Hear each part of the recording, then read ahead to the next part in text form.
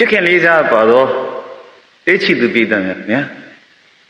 ကျွန်တော်ယခုပြောပြတင်ဆက်မဲ့တေးသချင်းလေးကတော့တော့တဲ့နှစ်ပေါင်း50ကျော်ကဂီတရုပ်ရှင်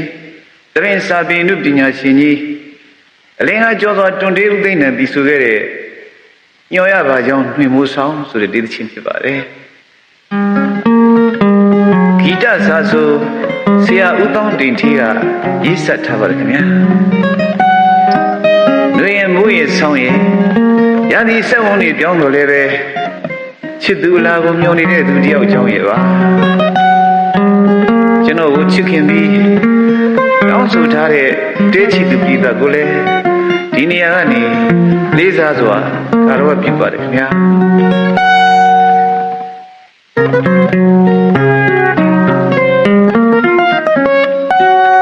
တ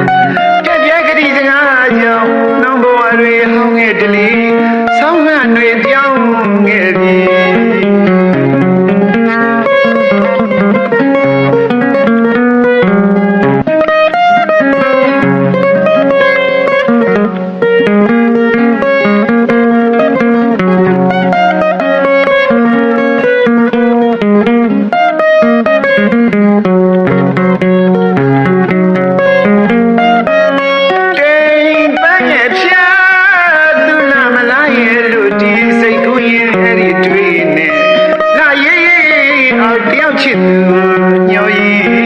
ခရီးဘလို့ဝေးဝေးမဲ့အချစ်ကြီးချင်းရင်ဝေးရဲ့တွေ့ဟာ